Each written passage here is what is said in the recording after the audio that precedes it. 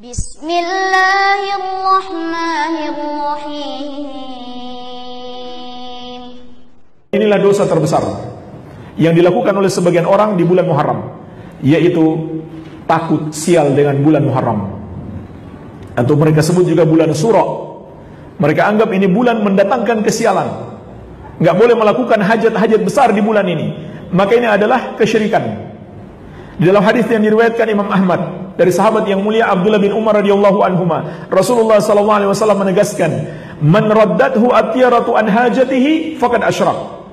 Barang siapa yang dihalangi oleh takut sial untuk melakukan hajatnya, maka dia telah berbuat kesyirikan. Dia telah berbuat dosa syirik. Kenapa syirik, jemaah sekalian? Karena dua sebab.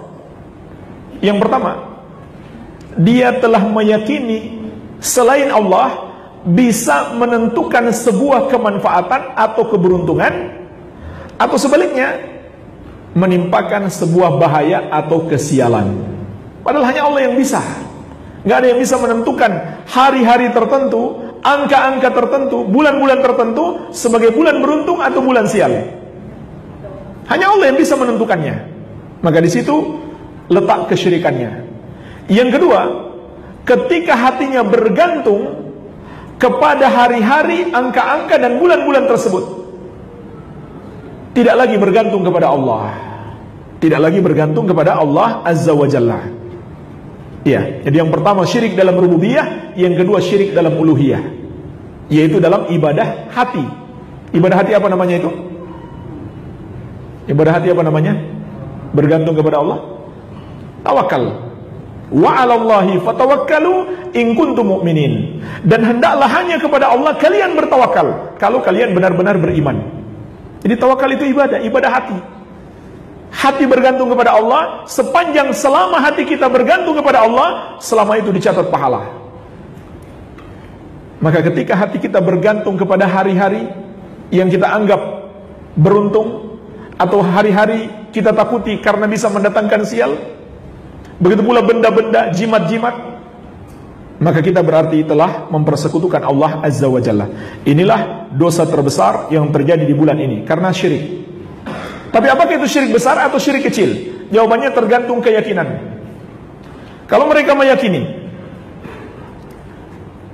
bulan itu sendiri atau angka-angka itu sendiri, seperti angka 13 yang bisa mendatangkan kesialan dengan sendirinya, bukan Allah, maka itu adalah syirik besar. Syirik besar menyebabkan pelakunya murtad, keluar dari Islam. Tapi kalau mereka meyakini itu hanyalah sebab, dan Allah yang menentukan, menakdirkan adanya keberuntungan atau kesialan, maka itu adalah syirik kecil. Kenapa syirik kecil? Sebab seakan-akan mereka bersekutu bersama Allah dalam menentukan sesuatu sebagai sebab keberuntungan atau kesialan. Iya. Dan syirik kecil bukan berarti dosanya kecil. Syirik kecil adalah dosa terbesar setelah syirik besar. Baik, ini jemaah sekalian yang keempat. Yang kelima, ngalap berkah dari kotoran kerbau bule. Ini ada, mereka lakukan di bulan Muharram ini. Entah tanggal berapa, nggak usah cari tahu, jangan ikutan.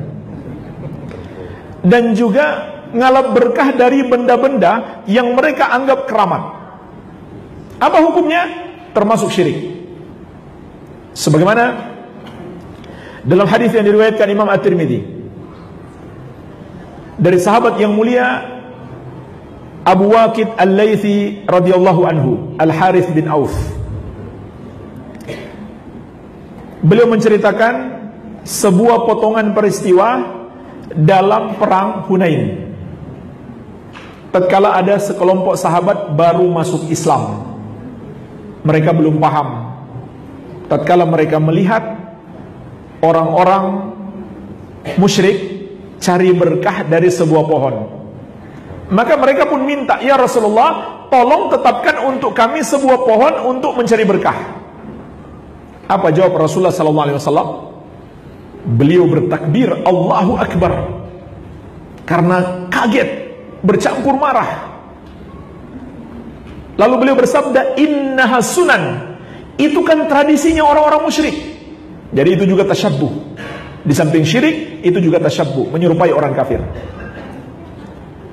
Qultum walladzi nafsi biyadi kama qalat banu Israil li Musa. Apa yang baru kalian minta tadi, itu sama dengan ucapan Bani Israel kepada Musa. Beliau sampai bersumpah, demi Allah yang jiwaku ada di tangannya, ucapan kalian sama dengan ucapan Bani Israel kepada Musa. Kemudian beliau membaca satu ayat di surat Al-A'raf tentang ucapan Bani Israel kepada Musa. Apa kata Bani Israel? Ij'al lana ilahan kama lahum alihah. Wahai Musa, tolong buatkan untuk kami patung untuk kami sembah sebagaimana yang dimiliki oleh orang-orang musyrik itu. Jadi mencari berkah dari pohon disamakan oleh Nabi SAW dengan menyembah patung. Nabi yang mengatakan itu sama, artinya sama-sama syirik. Maka Musa mengatakan, qala innakum qaumun tajhalun, sesungguhnya kalian memang orang-orang bodoh. Perhatikanlah jemaah sekalian, kebodohan itulah yang menyebabkan manusia terjerumus dalam kesyirikan karena tidak mempelajari ilmu tauhid. Iya.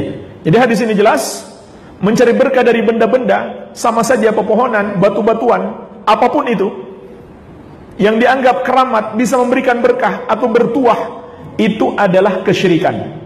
Apakah syirik besar atau syirik kecil? Sama dengan sebelumnya, tergantung keyakinan. Kalau dia meyakini benda itu bisa berikan berkah dengan sendirinya, bukan Allah, maka itu syirik besar. Tapi kalau dia meyakini benda itu hanya sebab Allah yang memberikan berkah, maka itu adalah syirik kecil. Baik.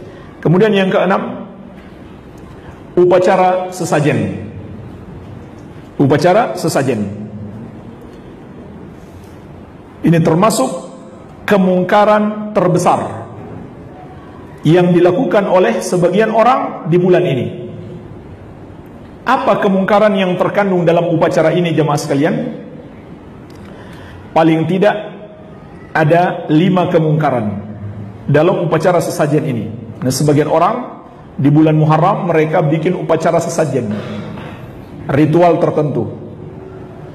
Ada 5 kemungkaran. Yang pertama, dan ini yang paling parah, mengagungkan setan. Siapa setan yang mereka agungkan? Bahkan mereka namakan dia adalah ratu,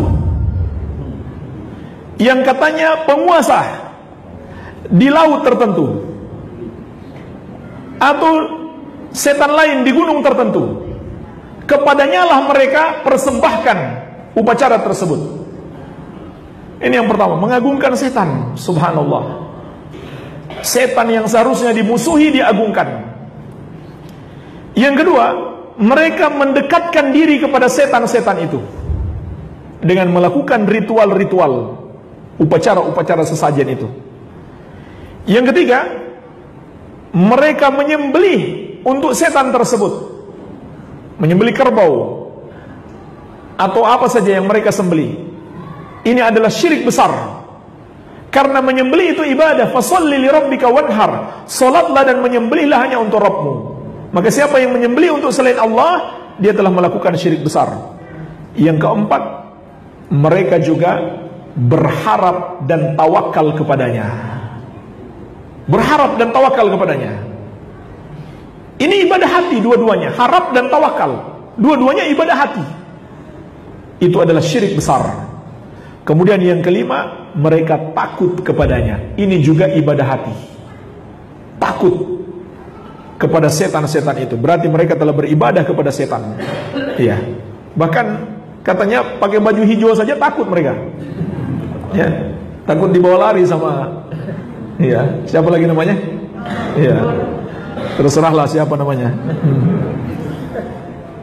Baik, ini jemaah sekalian, kemungkaran-kemungkaran besar, yang paling besar, karena ini termasuk kesyirikan dan kekufuran, dan bukan ajaran Islam.